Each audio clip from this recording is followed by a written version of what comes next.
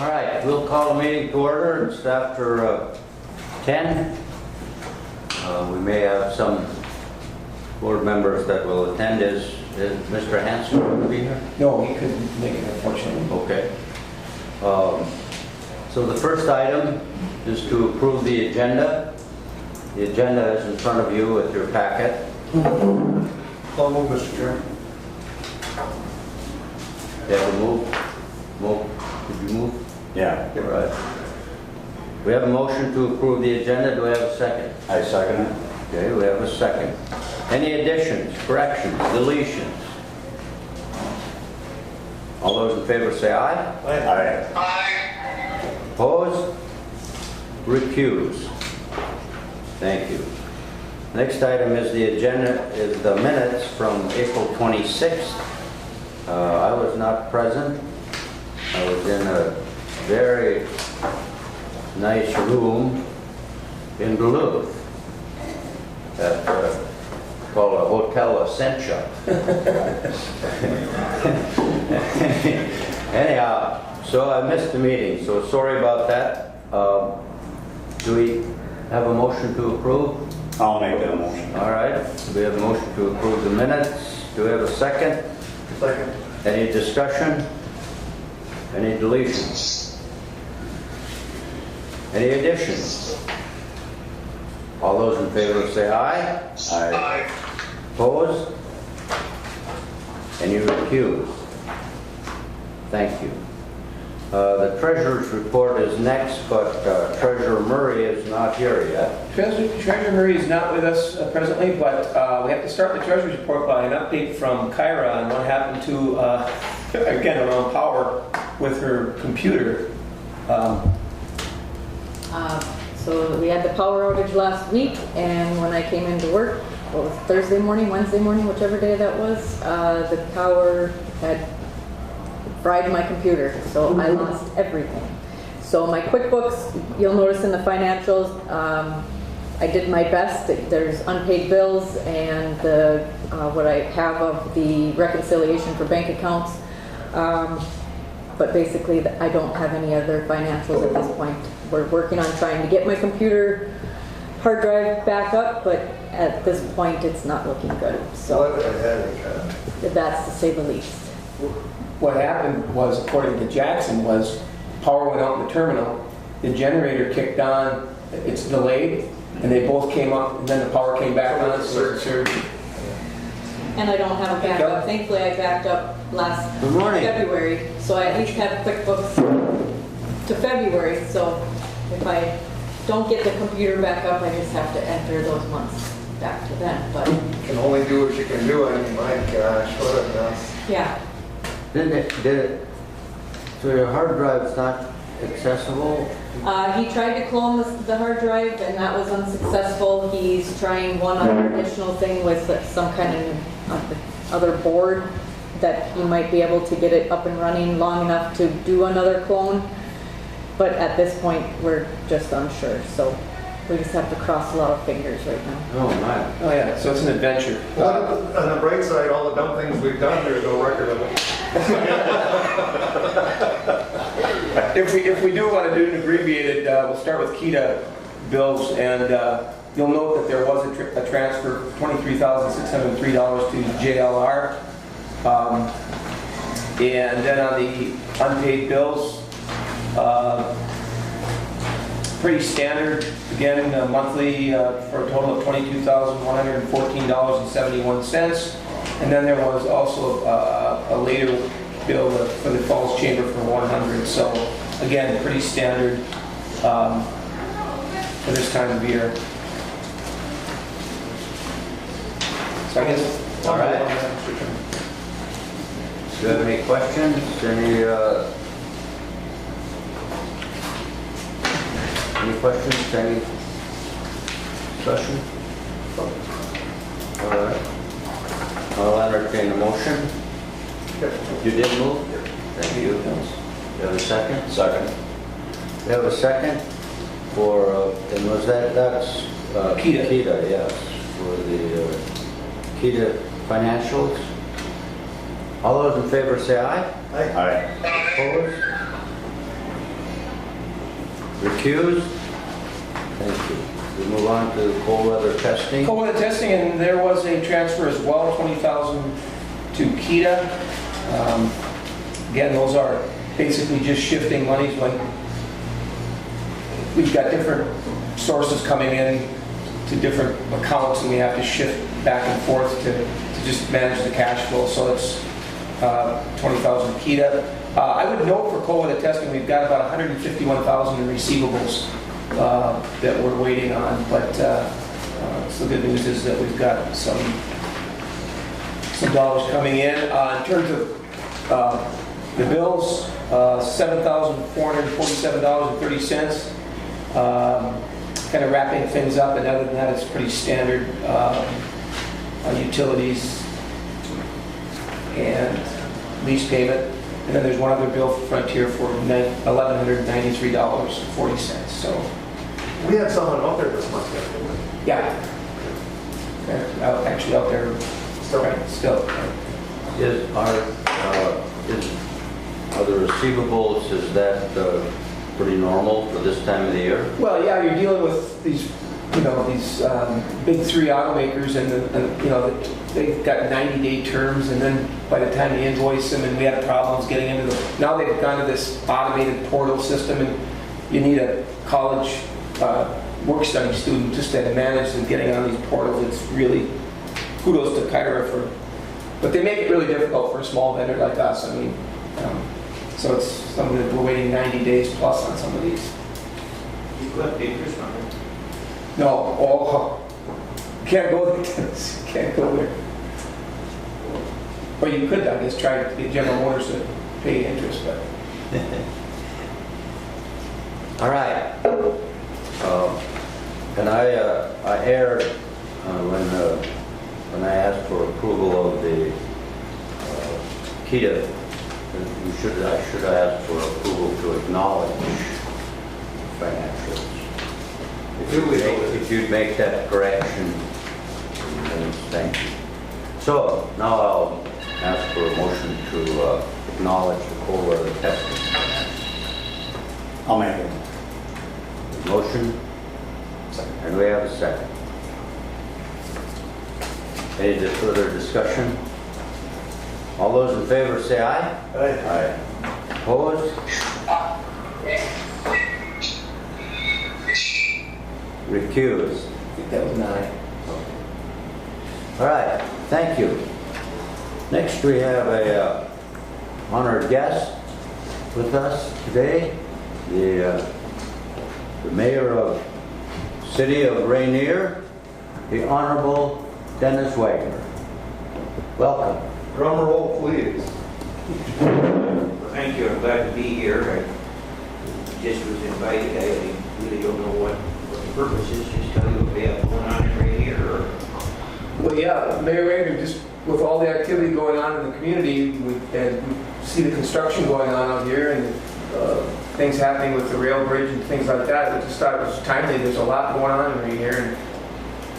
Yeah, we do have a lot of projects going on with cooperation with the county, and we're going to thank them again for their support of our street. Our main street is obviously a county road, state aid, and this project's been in development for about a year, which helps.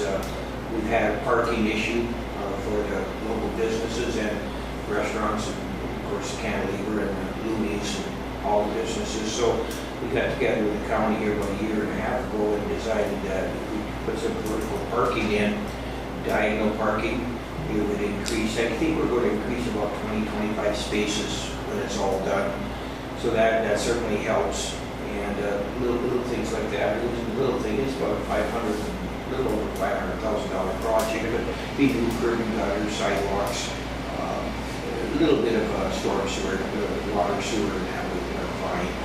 So that project's underway, and there's a completion date of June 30th. Obviously opening up for the 4th of July weekend. The project itself, I know, is ahead of schedule. We've had a little trouble getting the power poles moved and gas and stuff like that out of the way. So they delayed us a few days, but curb and gutter is scheduled for the middle of the week now. The sidewalks and curb and gutter, and it should be ready for actually asphalt by the end of the week. And so we're probably a 3-4 weeks ahead of schedule. And so that project going real good. And in regards to the rail bridge, as you know, the Customs has made about $46 million nationwide commitment to new basic X-ray machines, and we were on the list for that. So there should be a new basic machine installed here, 1 or 2. I'm not sure the details. That's something that Port Director Jackson could maybe give you a little more details on. But that's also with the CN expansion.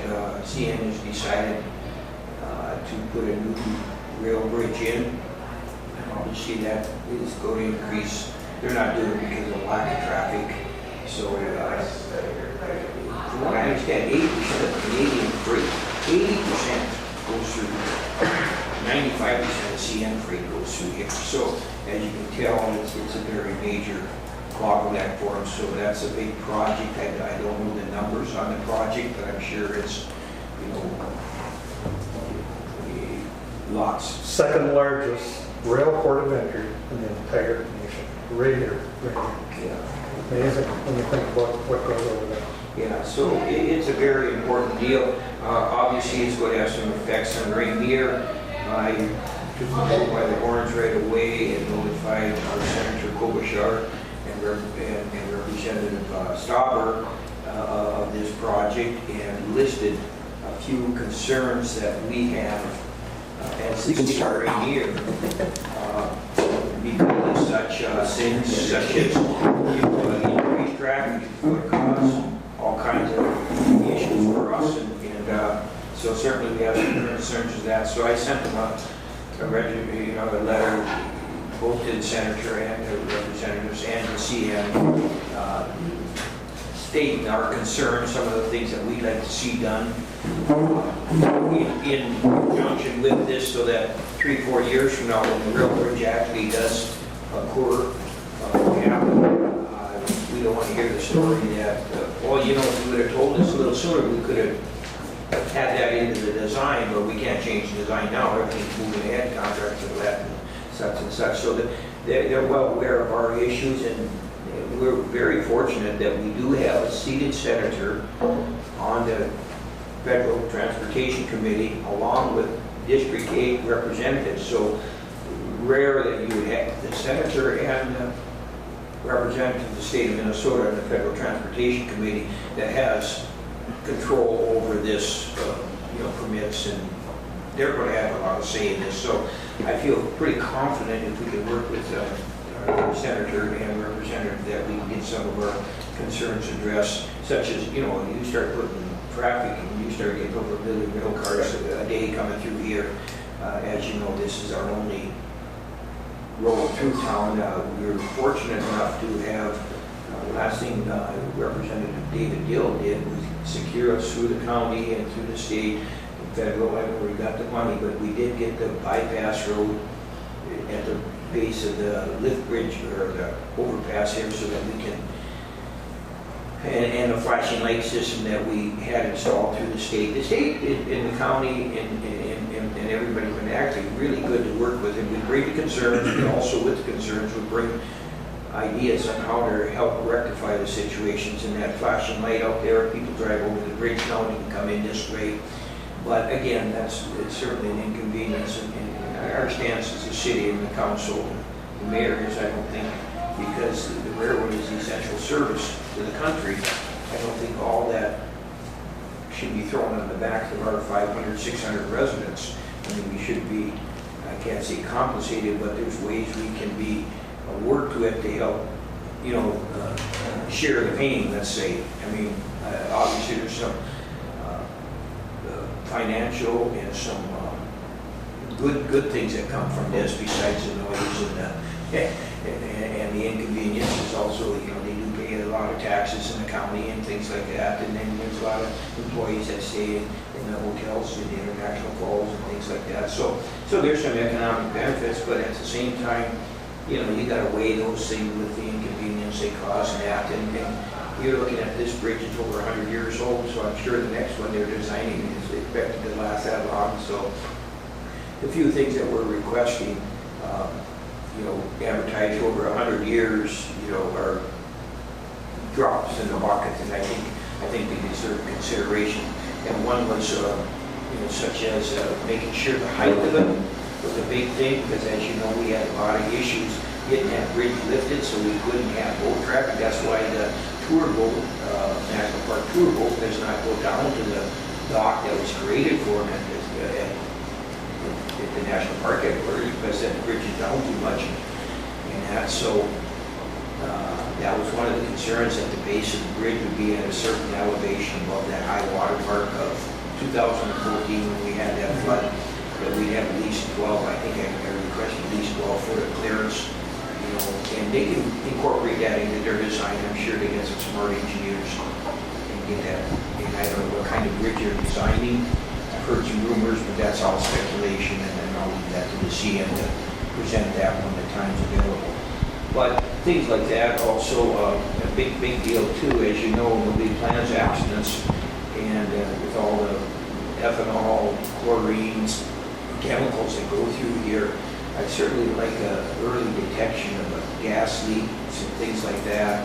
Like we have the sirens uptown, so those are monitoring systems. So if you were to have a leak, that we have some kind of, we make our citizens aware of it, and maybe we have a chance to get out of Dodge before real problems. So, obviously, you've heard about that wreck they had up in Canada where they destroyed 46 people or something like that. And of course, we have our skating rink here in the winter, and of course, this hotel set right next to the rink. Like I said, nobody plans those things, but those things are minor as far as detections and things like that they can incorporate into their design.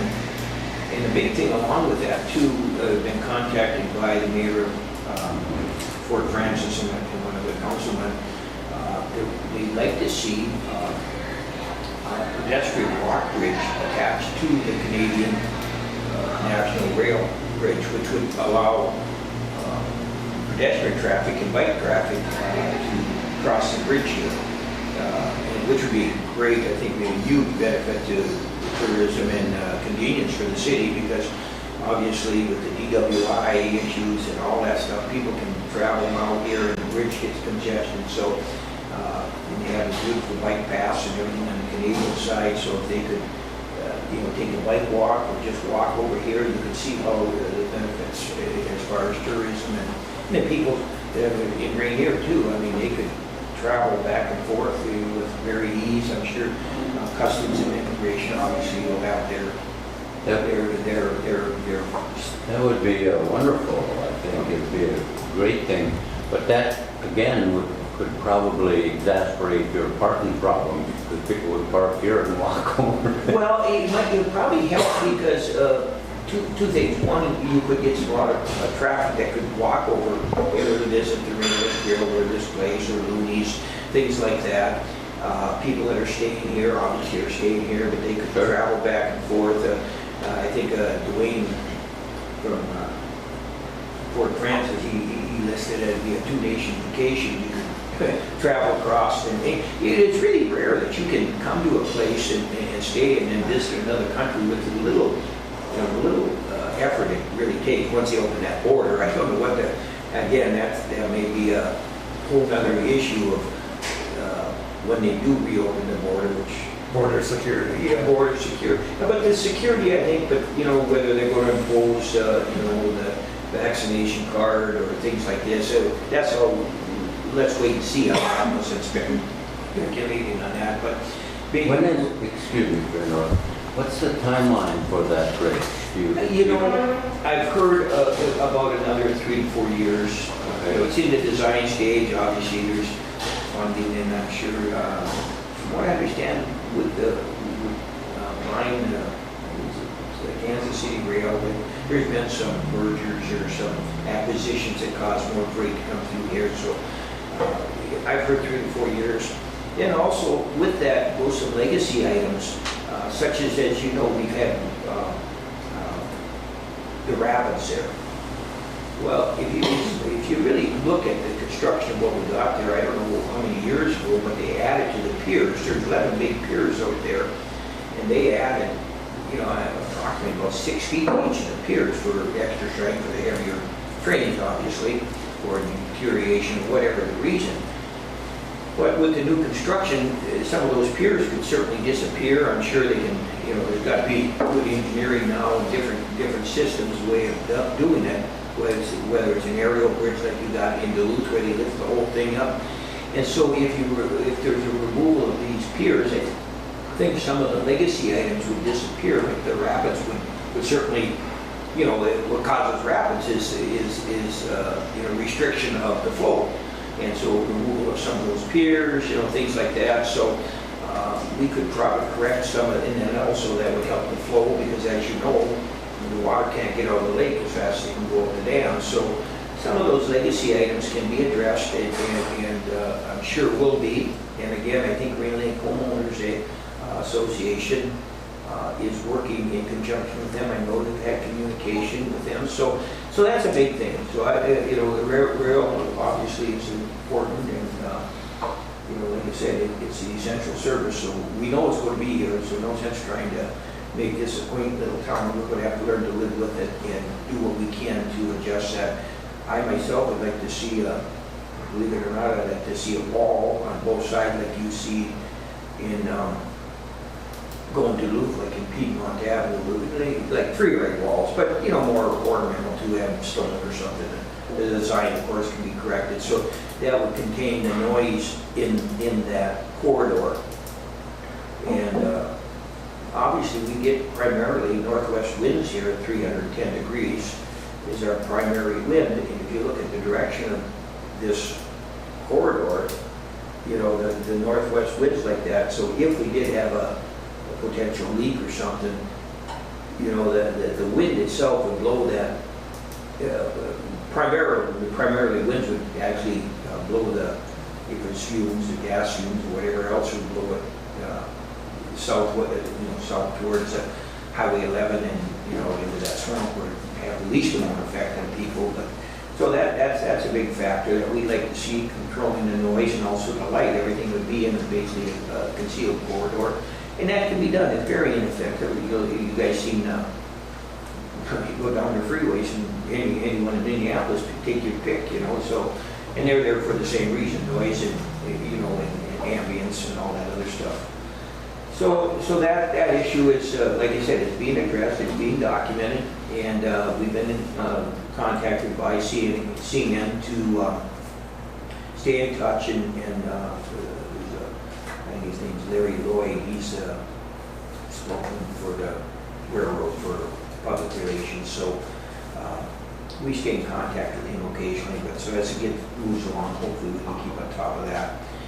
And then we got some other things planned here. Obviously, right now on June, I think it's 2nd, we're having a hearing just for this boat landing, where we received a $200,000 grant from LCCMR. Funding to put a boat landing just on the south side of the railroad tracks here. And this one here basically is almost inoperable. It's pretty congested, and you know, with more traffic, it just gets worse and worse as it goes. So along with that, there's a parking lot which is affiliated with that is located right behind behind City Hall, where the old tennis court used to be.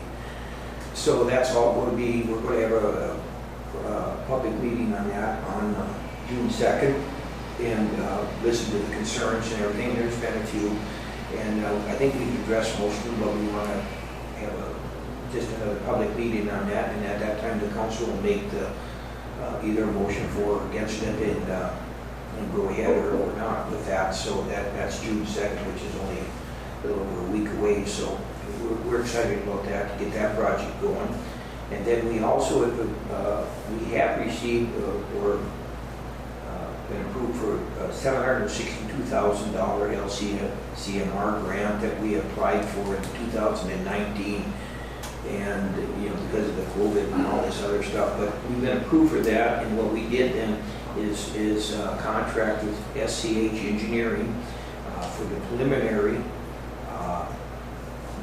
soil borings and phasing design for this park, not for the park, excuse me, this pier that runs off the end of right between Looney's and Looney's old building here, right up by Terrace Wharf. And preliminary design that was 278 feet or something like that. There's some conceptual drawings made a few years back. And so they're doing some soil borings and phasing out and going to bring, 1/3 plans or something to the hearing. They're working on all the permits necessary, the DNR and the Corps of Engineers, whoever else, and all this stuff. So there will be quite a few public meetings on that, and we've turned it over to SCH, and we've contracted the engineering for that. And we've also now have applied for a second grant. I believe it's 2.3 million with the LCMR grant. We did apply for voting infrastructure grant through the federal government to help assist that. Again, the rules and regulations with the federal government, they're out there, but they make it for small communities and people. Sometimes the hoops to jump through are just, if we can seek other funding, and also so we decided to just keep with the LCCMR, and also we are making a bond, state bond issue request for the project too. And I had a conversation with our Senator Tom Block, who's head of the bonding committee. So we hired a lobbyist, and we've had the lobbyist working for us for several years now. And so he's under contract too. So we may be trying to get some state bonding funds plus LCR funds, and trying to basically do it through state funds and rather than through the federal government. And so that's another huge project. We can see that's my personal feelings on this. And again, the meetings are important because people have concerns. It's supposed to have lights on it and sewer for all these boats, the big boats. It's designed for boats 26 feet large, but also smaller boats, which would help alleviate some of the parking problems too. But then I can see it being the economic engine that could help sustain what we have going in Rainier, because you get a nice pier like that. I've seen what they've done to other towns now. We've got to marry that also with, we've got a quaint little community, and we like it that way. And so we don't want to become a South Beach or something like that. And so that's always been the focus, trying to keep the quaintness, but yet sustain. You've got to have progress to sustain. Things wear out, so you got to be replacing them. So You don't want to be on television. pardon me. You don't want to be on television. No, we don't want to be on television, but we also want to be able to, sustain facilities and keep adding nice things that we have plans to expand the park and things like that. But, it takes money to do it. We all know that. And I think we have the lowest tax base in the whole county. And by keeping our economics good and solid and revenue coming in. I think was the first, his family was the first tax abatement that we had. And I know there was some opposition for that, but because it was a distillery and not a hotel, basically, distillery, it kind of met the criteria, and I think it's working really fine. And I can see paying a lot of taxes, contrary to public thing, they do pay a lot of motel room tax, and they're paying some taxes right now. In 13 years from now, I think it's like a bond. We're going to have a nice. So we are structuring ourselves for the future, and of course you need to do things like these. So we also have numerous projects. I think I mentioned the weight here. Probably one of our primary projects is exactly his idea years ago. He come up and when you remove the power poles on Main Street, the big power poles and things like that, and put ornamental street lighting in and that, it just gives you a whole different appearance. So, that's probably one of our primary projects that we like to do, along with our normal maintenance and There's no better example of that, if I could, Mr. Chair. The airport. We went through that same thing. We had a great big discussion and kind of some people were opposed to it and some weren't, but as long as we were redoing that road, we came up with the idea, why don't we'd just been, I guess I was the only one that went on that trip, but we were out in Virginia, and the park superintendent at the time was out there. And what they did, they took a picture that they had done of the entrance to International Falls coming from the airport. And they sort of, they showed you the picture, and they went on and talked about some other stuff, and then they held the picture up again. And they said, what do you see changed from the last picture? We all looked at it. It looked a lot better. Couldn't figure out what they had done. They brushed out all the lines that were hanging over and all the telephone. What a difference it made. So, coming to that, when we did the airport, we said, look, and it was a struggle, but we got everyone to agree. Let's try it right here, because eventually Highway 53 will be done. So we took all the telephone poles out of there, and look how good that looks now. So getting back to right here, the same thing. Yeah, the economics of that is that Minnesota Power will move them, but because of the way they are regulated, they have to do the engineering. And once we commit that we're going to help pay for that, then they will do the engineering and carry the project. But they get compensated for that, and it is around about $350,000, so it's no cheap thing to move those poles. And again, it can be through our state aid funds and stuff like that. I think I've been talking to our former engineer, and there's ways of funding it, and obviously Randy will help pay the bill on some of that too, because of the economics of that. So, like I said, and then we also have, we contributed to that housing study for Rainier, for the whole county, and affordable housing, and what type of housing we're missing in rentals. And as we know right now, I don't know how can anybody can afford to even build a new one right now.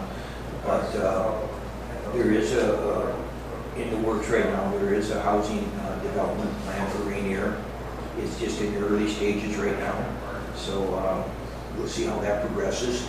I think we've had a lot of inquiries about houses for sale, and well, you build me a house out there, why don't you build houses out here? We'll move there in a heartbeat. So those things are all good, and steady by jerks. All right. Well, thank you for the update. If I could, yes. I don't think it's any coincidence that a lot of this happened under your watch, by the way, Dennis, for your leadership on this. But the other thing, I listened in on that phone call with with the Customs about the new X-ray, and it is going to allow the trains to go slightly faster, so they'll clear through here, and I think that will alleviate even some of that wheel noise. If they're going a little faster, they don't have to brake as... Yeah, they can go up to 8 miles an hour, so that's good, expedited coming through, but the big problem is yet still they stop here to do a cruise shift. And we've had permission from the Homeland Security that they could do that inland by the Van Linn Road. So they do have permission for that, but it becomes, I guess, from what I understand, it's kind of a union issue where they switch in that. And I think they can get by that if they want to, because if they're going to stop and start at 0 miles an hour, that 8 miles an hour that they could come through, they'll just do the math, and they come through at 4 instead, or 8 instead of 0 to whatever speed they can get to. You can cut the delay time or the traffic time in the thing in half, and that's always been our complaint, Yes. On that topic, Tony did come into the county board there. So, but one of the things he was mentioning is that because of the radiation that comes with that, the noise, they're going to have to build some sort of wall or something right here on the back of the hotel. We're already ahead of them. Already got it proposed. Now we've got a reason for it, see? So, but those are the things. Yeah, so those are the things that, and also we need a pedestrian bridge that will go over the wall, so that with an elevator for the handicapped and stuff like that. So those are the things that they're really not large dollars. I've priced all this stuff out through the experience with bidding through the state and stuff like that. But you need a handicap elevator to get people across this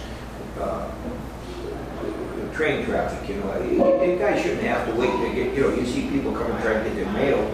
They shouldn't have to wait, 30, 40 minutes to cross the track, in our weather and things like that to pick up their mail. And obviously they can't walk around, you can drive around, but then again, that's an issue, so. Sure, all right. Any other questions that I have to answer? Yes. I have one, you talked about a housing development. Is there more of a planned, or other than just the housing? Or are you looking at a single units? Oh, the developer has not decided what he wants to put in here, so it's just a real preliminary yet, but they're not tire kickers, they have money, so, to do it. So if they decide to do it, that's good, they're qualified, and that makes a big difference. And actually, that's a good point there, because I know that council has, again, the quaintness of the town, we don't want to see no high rises and all this other stuff. So it's, again, mirroring what we need, again, to what's compatible and what's economical. Obviously, people that are trying to do some kind of development, they have to have a return on their investment, obviously, but, how does it fit with the community and things like that. So those things are real touchy with us, and deserve a conversation, and I see we're getting it. Well, thank you, Mayor Wagner. That's a good update, and things look like they're moving in right here, so thanks. All right, we'll move on to the business park and Ricky Roach's request. Yes, You're here again. I'm here again. Well, we're making progress over there. We got, thanks to Mr. Wagner here, they brought me a whole bunch of fill from the Holiday gas station parking lot over there. So we got pretty much all of our land up to snuff. I got a few piles all the way yet, which I'm working on now. And then I have another tenant for one of my other buildings. We are looking at acquiring the lots to the north of 2222nd Street. I got FedEx in there into my building. They need a loading dock to be able to do their packages, basically like UPS is doing. So I'm here to see about getting the outlot would be north of 2222nd Street, and possibly the wetland lot that's north of UPS. I'm familiar with that, but probably not everyone is. Well, I brought my plan back there. Yeah, maybe Just to show everybody, and I invited Kelly Myers here too from the city, because he's working with Ricky to, we want to make sure that we do this properly, and Ricky's done a great job of not only developing and following through with what he wanted to do, but actually. Thank you, Mayor Wagner. You got it. Thanks, Mayor. See you later. Attracting other, now we've got UPS and FedEx, and they're running what, 4 trucks? 4 trucks. Local drivers. Local drivers. So it's become a little bit of a logistics park. Where are we at? Okay, here's 53. Here's the initial lot. This is where you've got FedEx now. Here's the UPS right here. Yep. When we did these outlots, lot 7 and this one, this was about an acre, and this was about an acre. We did that with the understanding of, and there's a buffer as well, that these are pretty much unbuildable because of the elevation and wetlands. It's pretty wet. The main, right, Kelly, the main drainage comes through here. So they're not really developable, but the understanding was that we could perhaps make an extension of these 2 lots. Because again, it's only an acre and it's an acre here. This one's a little bit more usable, the front half of it, right? Yes. And so in order for him to really better serve FedEx, need a turning radius in here, correct? Yep. We do not part of the woods down into the thing to be able to take a truck, to have a truck come out and make a U instead of forward, backwards, jockeying back and forth trying to get around through the thing. Become a safety issue too. And we get quite a bit of elevation change between this lot and this lot. And this is the old fisheries building, which is going to be tax forfeit auction next 25th. This is 22nd Street is all been ready to go, or it's going to be going out to bid to pave that. So things are happening. It's taken us a while, but again, Ricky's been a real motivation for a lot of stuff to happen. Now, this lot 7, you put some fill on the back of this. I did. I actually brought in from Wagner's, they brought me in probably another 75 to 100 loads. I've actually got that up to elevation. Now I got to get my slope cut, and then Murray Surveying's coming in to help me walk through the thing about cutting my water runoff, the detention ponds and everything on the back corner of that lot. So yeah. So I think it makes sense, again, given the usability of these lots and what Ricky's doing, that it kind of complements and it helps actually make some of that easier, even with the drainage. And that's why I invited Kelly, because he's been working with Ricky and with Murray Surveying to make sure that that the drainage issue and the elevation issues don't disrupt the neighbors. So there's been a lot of consideration, a lot of thought on that to make sure that you're going to do it properly. And so I would thank the city too for partnering and helping. But so your request today is to acquire. Get all lot A and lot 7. Yep. And when this is going out for auction, the county did a appraisal, land appraisal for $5,000 on the lot and $5,000 for the building. Now that's a lot that's already been stabilized and construction on it. It's actually usable, but this is about an acre too. These lots aren't very big. So given the nature of these lots, not really usable in wetlands, that I would think that they would be a reduced price. I don't have a price, but as a base, it's $5,000 for this lot. Chuck, when Chuck Lepper was on this board with me, our official position was, we don't have any plans in This is a poster He child for didn't wetlands. step off the back of that chunk. And the other part of this discussion too is, this has been platted as Main Avenue connecting, but 21st Street ends, there isn't really any use in it. I don't think it'll ever ever see go this. through. Kelly, you might be able to, 22nd or 21st Street will never go through there, will it? Well, there's always a possibility. The main reason to keep that there, though, is for the easements and the access for Water. water looping or sewer drainage, whatever we have. Yep. The biggest concerns that we have, I've addressed with Ricky a little bit on the properties, is we do have to worry about the stormwater retention from these parcels, because the more we develop there, the more potential we have to causing a problem with the neighboring lots. So you're probably looking at 3 potential areas that you have to discuss, meaning the UPS building, which Ricky has. If you gave him that, he's going to have to worry about the water there, which he has with Murray Surveying already. But like I've talked with him, that if we extend the size of that area to build up, his ponds may disappear, they might become structures. That's basically something they have to design. But we also have to look at pretty much every lot to the west, making sure that we're picking it up all the way, so that we're not causing a problem. We don't want to cause a pool in the county building that's up for auction right now either. So Lot 2 here, yeah. So, And we do have kind of an agreement with the homeowners on second-hand lease, not to put a road all the way through, didn't we? correct. Yeah, this 22nd Street continuing, it ends here, right, so it doesn't dump out on the 2nd Avenue East. And we've got input from the neighbors as well, and that's another reason why this 50-foot buffer was placed in here. You've got 21st Street, so you've got really 50 feet plus, what is it, 66 feet or whatever that. Yeah. So you've got plenty of, Yeah, the only thing is that 56 feet is open because they've been through there already with the sewer, so you got to keep a wooded area for Right. noise and. right. Buffer zone. Yep. And that's another reason, this isn't really seen as like heavy manufacturing or something noisy. These are, UPS and FedEx are, they're pretty good neighbors to have. But I like the fact that it's taken a long time, but now we've got tenants in there, and I know you've got other plans, future plans, but as long as things are moving forward and we see activity, just brings other activity, and people, especially when this gets improved, so. So,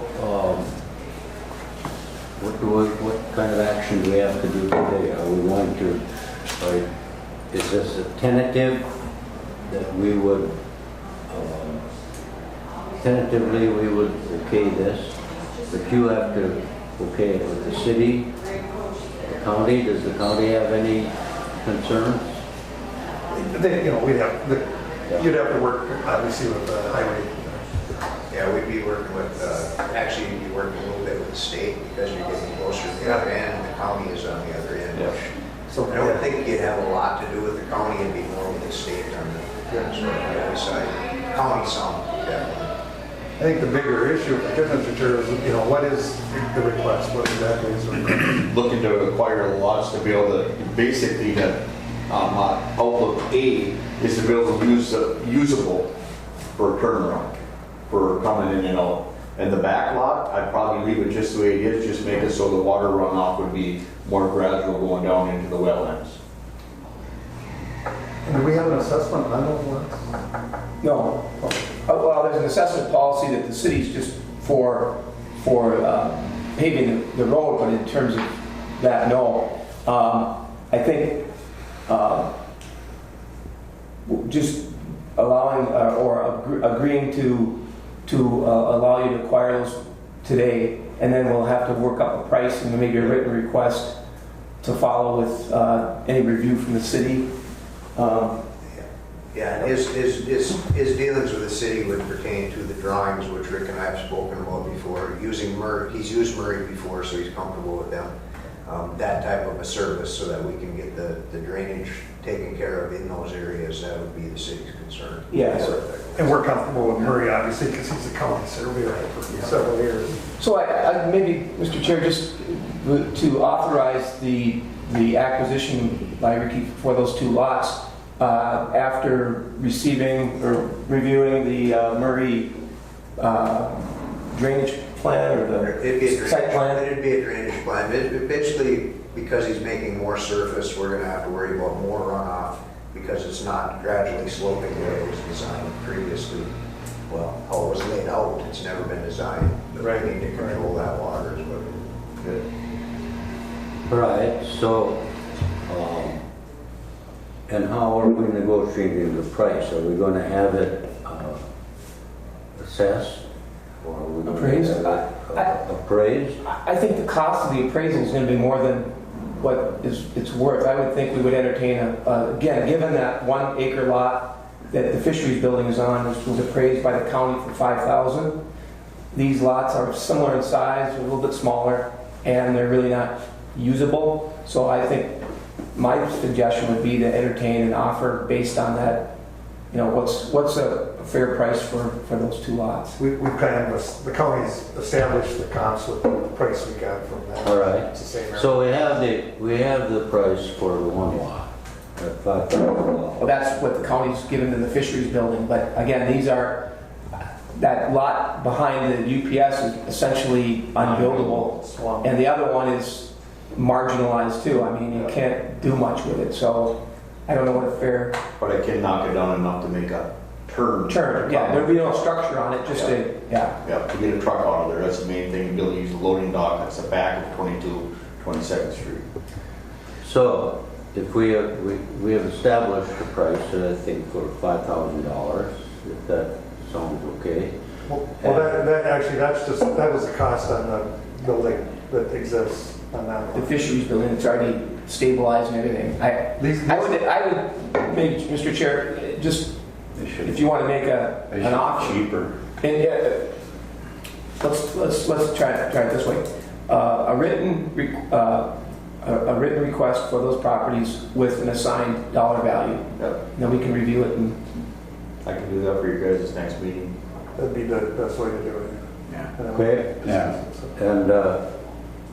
And that would be negotiable also. Sure, I would think. But the other thing, again, just to credit Ricky, he's followed through what he's going to do, and what I like too is you've uniformed even the siding of the buildings, and your plans are to continue with the kind of the same color combination. And if you've driven into the UPS building, it's really well done. And talk to the employees, and they really are happy with how that turned out. And so I expect the same from FedEx folks, and maybe growth is part of that too. You never know. I mean, I'm hoping. yeah. So, All right, I'll entertain a motion to entertain an offer and an agreement from Mr. Oak. And it would still be negotiable, but that's where we would begin. Make that motion. I'll second. I'll second it. All right, we have a motion and a second. Any further discussion? Nope, let's get things moving. Yeah. All right. All those in favor say aye. Aye. Opposed? Recused? He's really hard to work with. Thank you, Mr. Smiles all the time. Thank you, Mr. Rowe. Thank you very much. Well, you've done a great job in the stuff that you've done there, and we're pleased with It that. takes time, but we're working on it. The next item is the, thank you. Thank you. See you later. Yeah. Stay on the go. The next item is Call the, me if you can. Okay. the next item is the SBDC update. Joanne?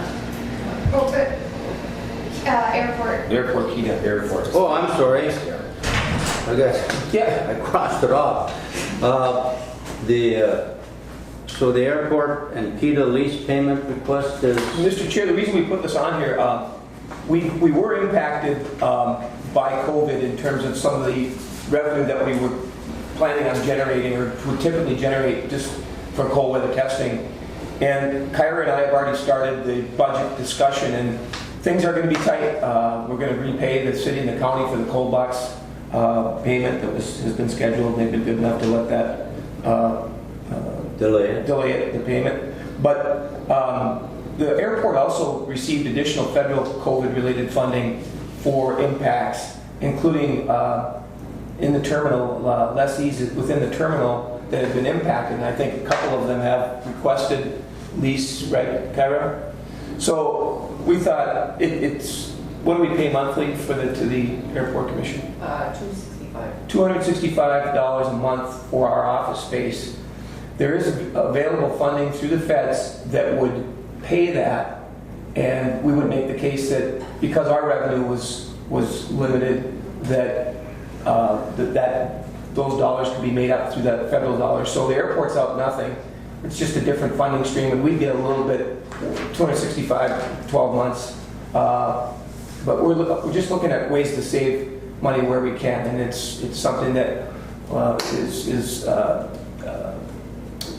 within the parameters of the federal money. So it's something that we just think makes sense.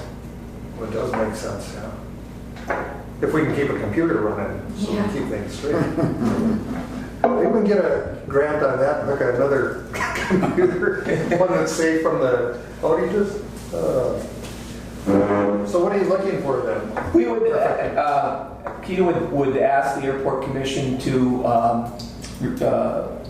forgive our lease payment and utilize federal COVID dollars to make that payment. Is that correct? Can I have that in mind? All right. Would you like that as a motion, Mr. Chair? Yes. Okay, All right, we have a motion to seek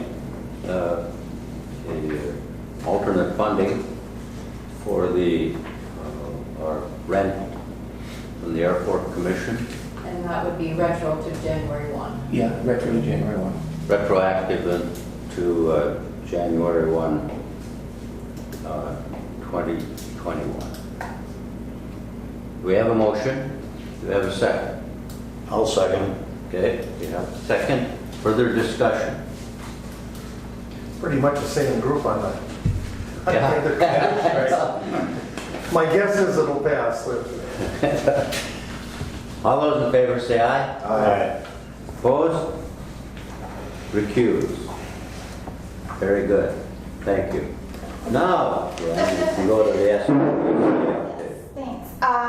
Last week, I worked with Beth Ann Slatinsky and Dan McGonigal from IC 361 to do a drug-free communities grant. It would be a 5-year grant doing drug-free things in our school district.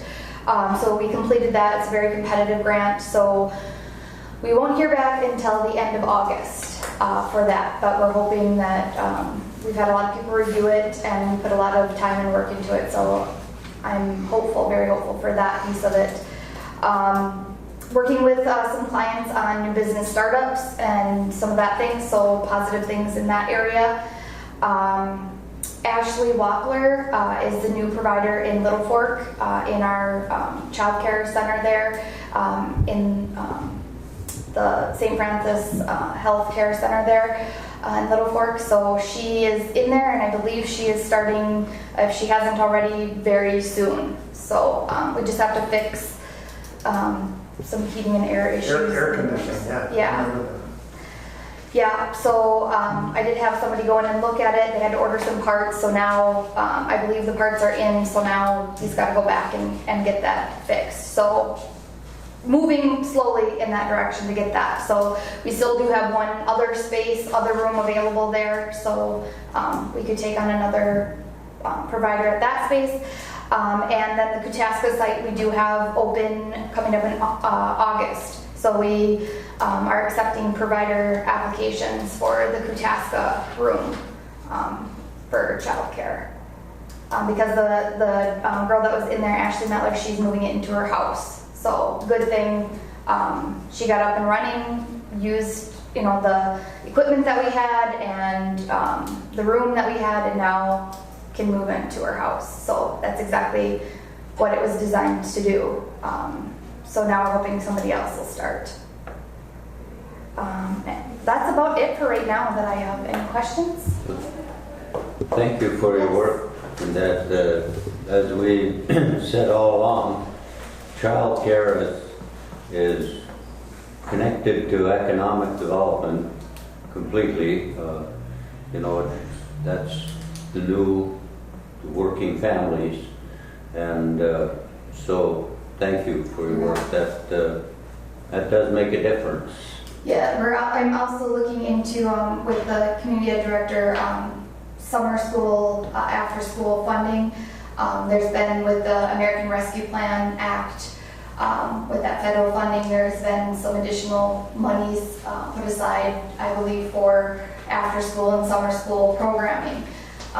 So looking at possibly trying to do some of that. There is a need from being in the school and just working on some of those things. There is a need for before school care, after school care, and then summer care for children. Certainly. That's still an issue, and people try to work around it the best they can. But again, we'll try to help in any way we can with that piece of it. That's why we appreciate so much your work at that Little Fork dealers. And it turned out very nice. I mean, that space is a great space. Great. Where's that located exactly? It used to be Pine View Recovery. Oh, all right. So it's right across from the city offices there. There's a door right by the clinic on that side. Okay. And there's two big rooms that we remodeled and did. And yeah, they're really nice. And then they can get the meals directly from, if she wants to, from the kitchen there in the care center.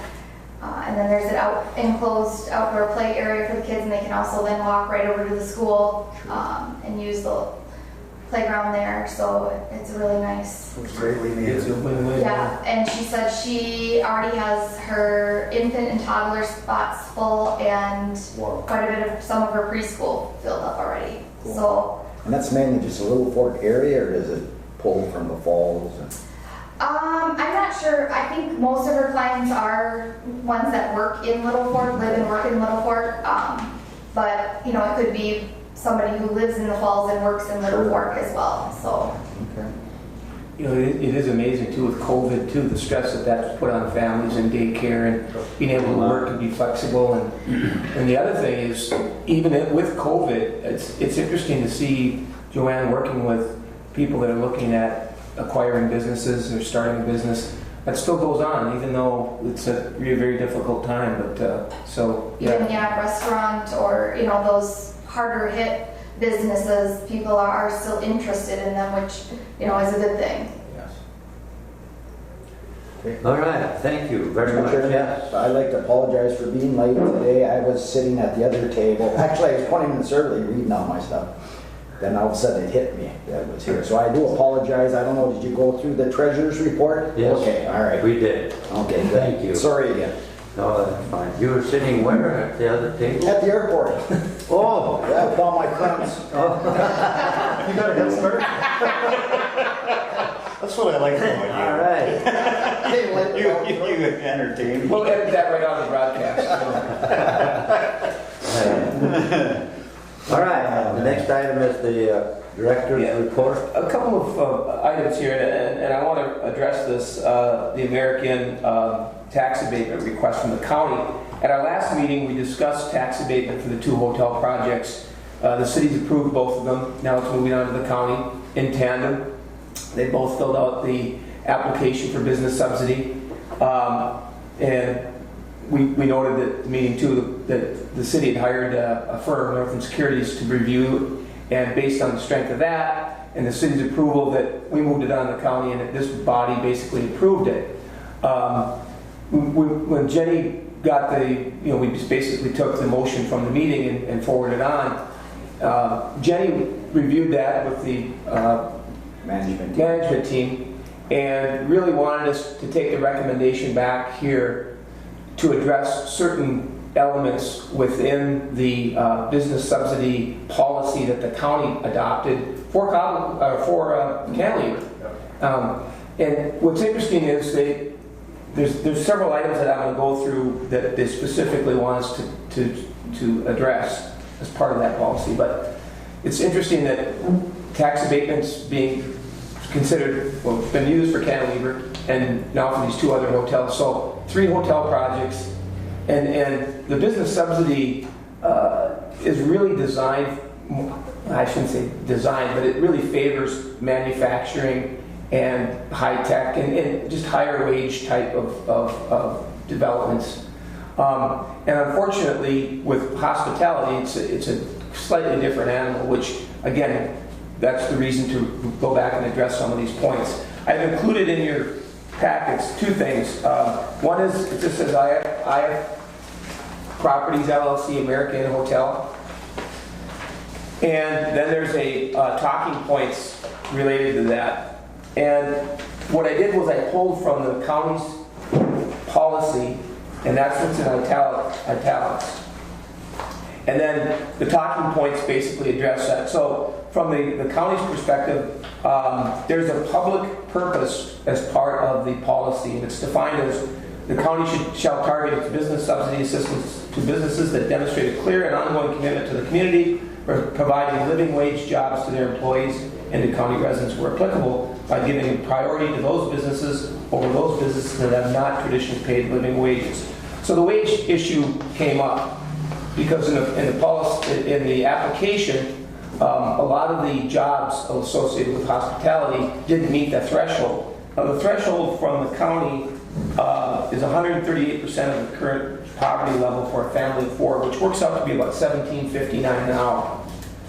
Now, the hotel, a lot of those jobs are going to be between $12 and $17, depending on, there's going to be some mixed. So the American folks sent a letter saying that, for instance, the other facilities in Evelyn, Virginia, they've had employees there for 20 years, and they do provide other benefits, including flexible scheduling, a match of up to 3% in an IRA account, as well as other incentives and bonuses. So those people are beyond that $17.59 threshold, but they've been there a long time. So it really is difficult, and Cantilever is running into the same thing. Across the spectrum of jobs, not everyone is going to be at that level. But again, I think we compared it to the Arrowhead region for hospitality and leisure, and what they're offering is in that median range. So they're paying the median wage for the region, in the Arrowhead region, for those types of jobs. So they don't meet the threshold, but they meet that regional threshold. So I think you could make the case there. And the other part of that is, from the county's policy, was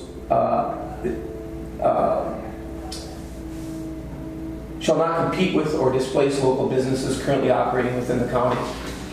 And I understand the need for that as well, but I would make the point, and I think we touched on it at the last meeting, that the price point that American's going to offer is higher than a lot of the Highway 53, most of the Highway 53, all of the Highway 53 properties, and it offers different amenities, including a pool. So it's going to attract a different type of customer, and it's not a direct competitor. I would say that compared to the existing hotels, I think we could make that case that it does satisfy that. And the other part that we've talked about in terms of public purpose is the overall investment. I mean, you're looking at over an $11 million investment into our community from outside. And as has been noted, we've been kind of hamstrung by the ability to attract certain events and to our community. Hockey tournaments is the one that comes up, or youth tournaments, because we don't have the amenities in terms of a pool. That's what helps draw those in. So I think that serves a public good as well, a public purpose as well. So those points are specifically addressing that public purpose piece. The second one is they want the minimum criteria requirements. All projects must comply with the following criteria. The but-for test. And that just basically says there's a substantial likelihood that the project would not go forward without the business subsidy. In Northland Securities, when they did their review, they said that, quote, it's Northland's conclusion that the project is feasible only through assistance, in part from tax abatement. Based on the market here, the investment, and the return on that investment, and both groups have said the same thing. We can't make the economics of this work. And in smaller markets where they have been successful, they've leaned on tax abatements or some sort of public assistance to make that work. So they do meet the but-for test. And then the other part of that is jobs and wage goals. And again, we touched on that in the public purpose piece. But that's, again, 138%. They don't meet that threshold, but they are within median wage range for the region. And then some of the management positions will be on top of that 138%. So not all the jobs, but some. And then there's even a qualifier in there. It says Koochiching County may deviate from wage and job goal criteria by documenting the reason in writing and then attaching the copy. So when we do the annual reporting. And again, Cantilever's running into that same thing. We're going to have to actually have a new a hearing to modify Cantilever's agreement because they're not hitting all of those. And again, Cantilever's a little different. They've got the hotel piece and they've got the distilling piece. And on the whole, I think they're meeting their goals. But for some of the hospitality jobs, they're just not going to be there. So at least initially. The last piece is the Abatement Authority. It basically just says it expects the benefits to the political subdivision of the proposed abatement agreement to at least equal the costs to the political subdivision of the proposed agreement. Basically, that it's proportional to the investment by the city and the county that the return is going to be there. And the return will be after the abatement period ends. And it will help the tax base eventually. It will provide employment opportunities, and it's redeveloping basically two greenfields areas that are undeveloped right now. So it is meeting those pieces of the county's policy.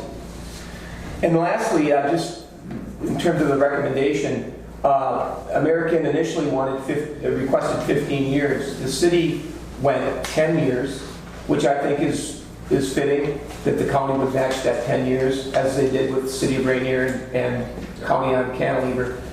But the city went 75% of the request, and that was due to two things. One is there's an annual threshold of the amount that can be abated in any one calendar year. And with both of these projects, plus they have the riverfront, they've got an abatement on the riverfront property, so they're up against that threshold.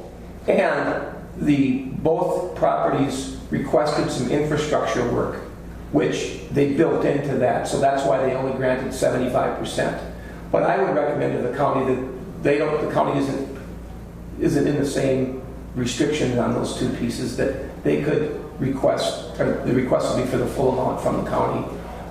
Match the 10 years with the city, but the abatement piece, and the county's portion is considerably less than the city's portion. So that's all a long-winded way, but I wanted to address those specific issues that the county has raised, so that we can make a good recommendation that the county can feel comfortable with. All right. Yes. Well, first of all, I want to thank Jenny because, I mean, she did a good job going through all this and finding out exactly, you know, it isn't like we do these every day. I think that the other misnomer is that this relieves them of all taxes. That's not true either. It's just that portion that we're able to, you know, let ride. So, well worth it. I mean, those are two big projects. There hasn't been a new hotel built in, when was it? Late 80s. Late 80s? 87. 87, It's been yeah. a long time. So, I mean, all of a sudden, we've got two developers here willing to build new hotels. I mean, I think we've got to do what we can to make it work. And so, and I appreciate your work on this.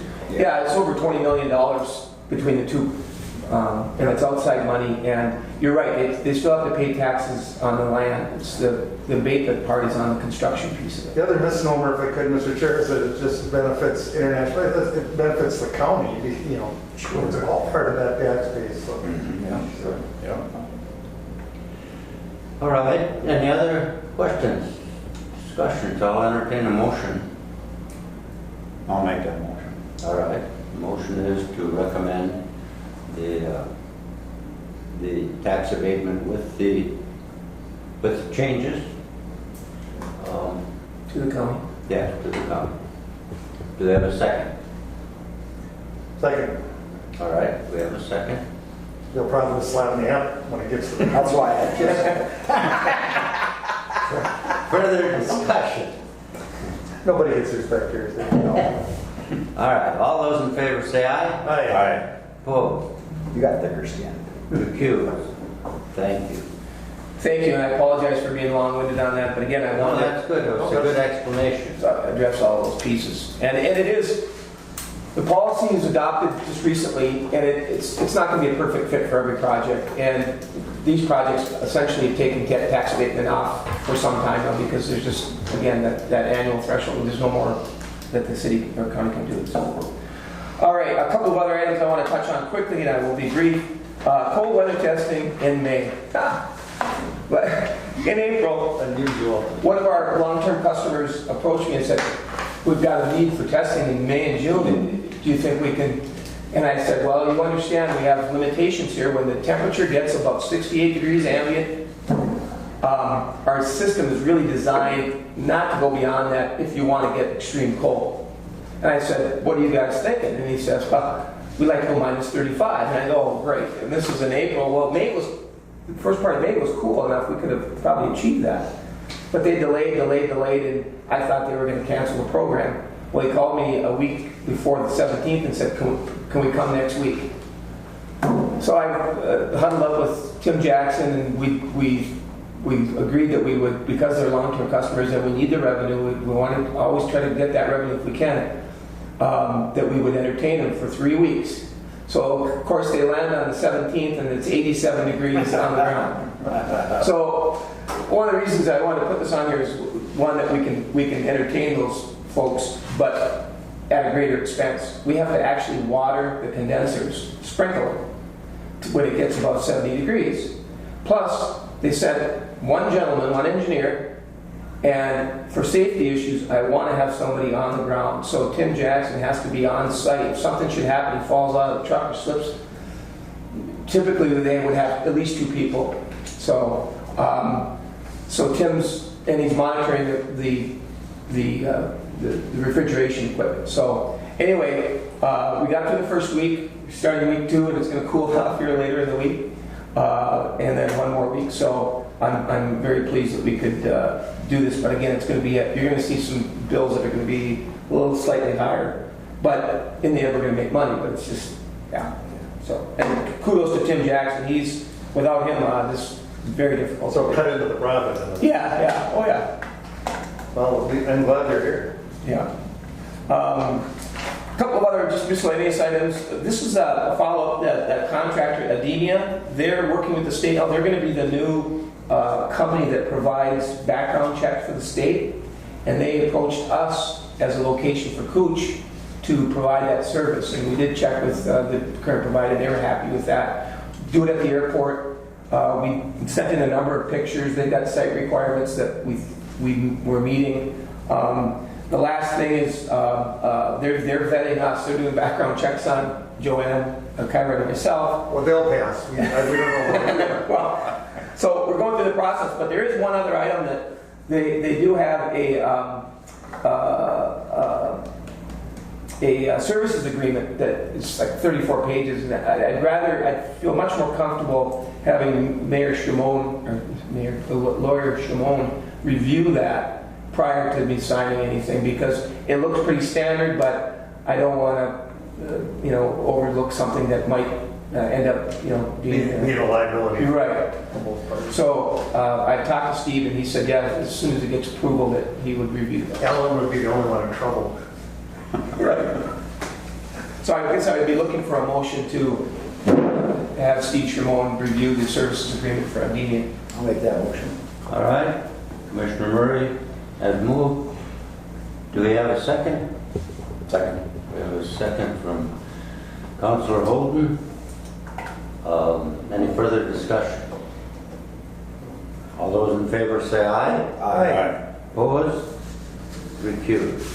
Thank you. Thank you. And again, as a part of that, we will get compensated per event. So it's not a lot, but again, every little bit helps. This is just making a lot more work for Kyler. Yeah. She's been asking for more. She's gonna want a new computer too. That's going to be a necessity. Couple other quick things. The State Department, they have an international leadership program, and they had a virtual panel to discuss the impact on the economy and tourism with the extended border closure with Canada.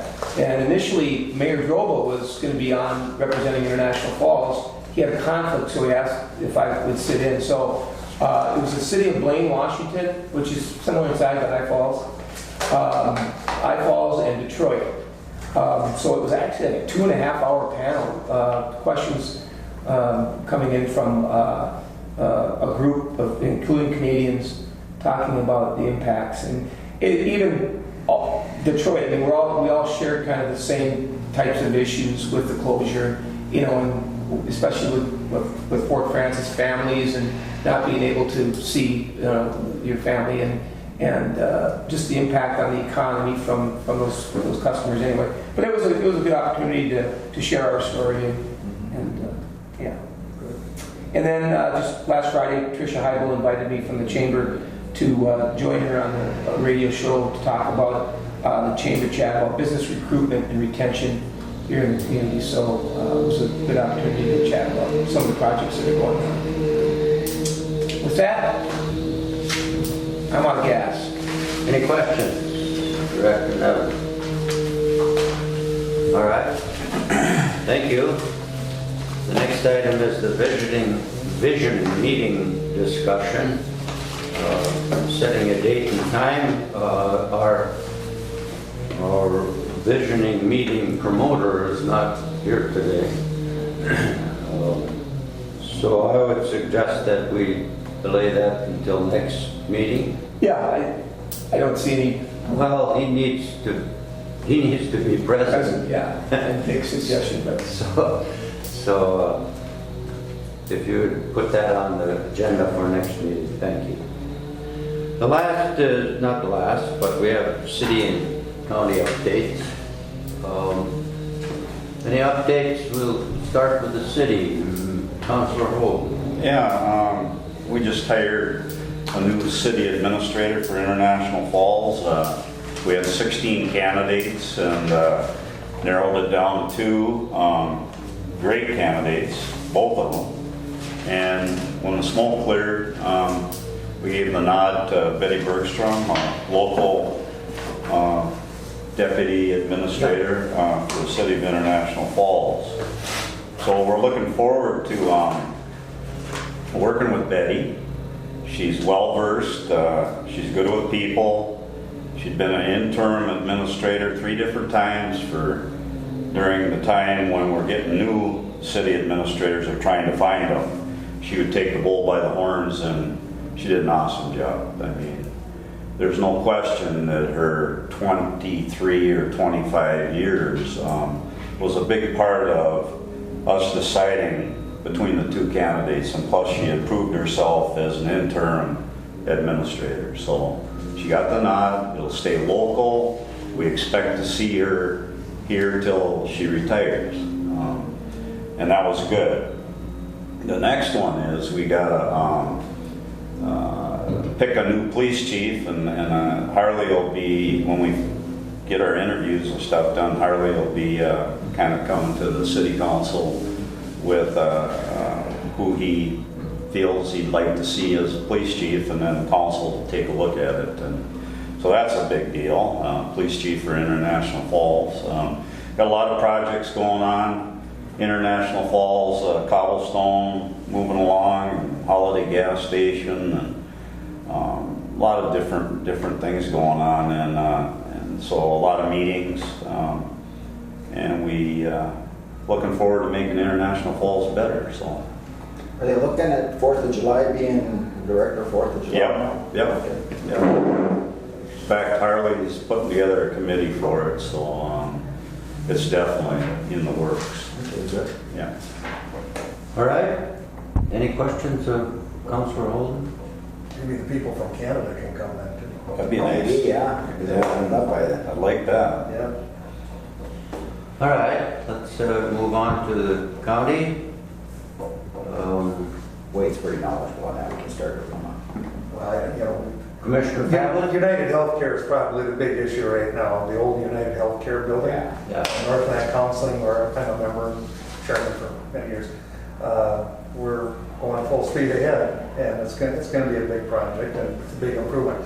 The downside to it, and I probably mentioned this before, is that we'll be moving all those people out of the Bacchus facility. And so that's going to be empty space, but Northland just can no longer operate there. We had to do something. So, so hopefully now we can start looking for something again to fill that space or get it utilized. That's important to the community, and we need to keep occupancy rates up high enough to make it work. So anyway, that's kind of where that's at. But this will be moving full speed ahead, so we see a lot of construction stuff out there in that area. And that's other than that, though. Terry? It's not a major thing, but we are working with Bacchus in regards to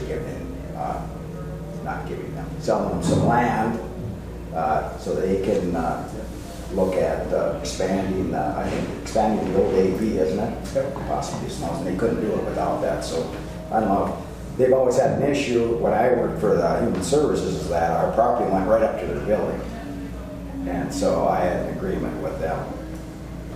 Sorry about that. I didn't tell the board. I said they're okay to use that property. As far as working on, but now it's being official, so that's going to be nice for them. So because that's always been an issue with them. We're also, and I think everybody knows, the only other thing I can think of right off is that we're in the process of a facility study for us, and there's a lot of things that we've got to do. It's going to cost us some money, from the highway department having that. We have to do something with they're not meeting a lot of the requirements. Our jail is an issue. We're going to have to do something with that in the near future. So that's probably one of our biggest projects with the biggest money in right now. We're getting do we have a committee or a organized yet to look at that? That's one of the first things we're doing. That's all I really have right now. Yeah, All right. I applied for a grant for that planning for actually for the city and the county to kind of do a joint where they could to look at it. But we should hear pretty soon on that grant. Would help in that, yeah. Yeah. So like I say, there's a lot of moving pieces there that you got to account for, and requirements now are very difficult. Yes. That'd be nice. All right. Mr. Chair, Thank you. Yes. Mr. Hanson sent a couple things from Little Fork and Big Falls. Big Falls, if you haven't had a chance to drive into the new expanded campground there, do it. It's really impressive. And they're looking at having a grand opening on June 23rd from 4 to 6. They're going to be sending out invites soon. That's from Joan at Big Falls. And so that's exciting to see that. That took a long time, too, to put together. And you got into the State Archaeological Society, you got to go through all those requirements. And then from Little Fork, Lakes Concrete has a new cement plant up and running in Little Fork at the former A&W site. the junction of 71 and 65. And then Lothringen Park is open now for campers and is four-wheeler friendly for trail riders. And another good return to normalcy, Northern District Fair is going ahead with the fair's second weekend in July, it's scheduled for. They're going to have carnival rides, car races, magic show. It'll be scaled back slightly with the short planning time and the Canadian border, but they are going to have an event. So that's from Little Fork. Good. All right, thank you. Next item is a public comment period, and I don't see anyone from the public here. Would you like to comment?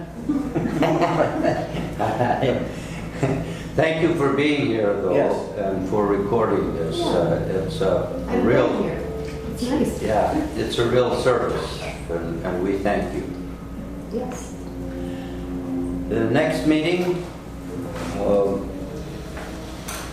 if we stay with the same, approximately the same time of the month, Into June already. in June would be, the 21st of June. Is that? The equinox, no, that's the longest day of the year. Solstice. Solstice, yeah. Yeah.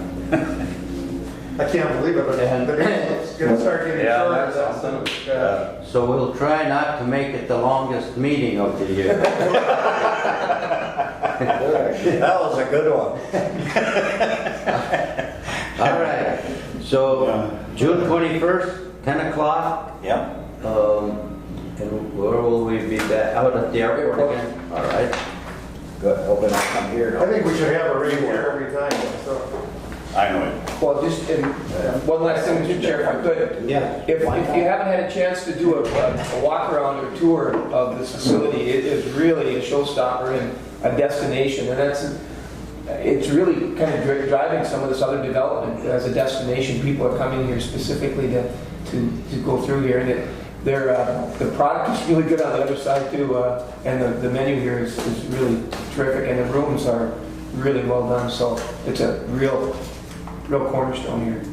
Carol and I have eaten here quite a bit. Yeah, it's nice. Good. Any other business? Move to adjourn, Mr. Chair. Thank you very much for attending. We'll, next meeting again, June 21st. And have a good day.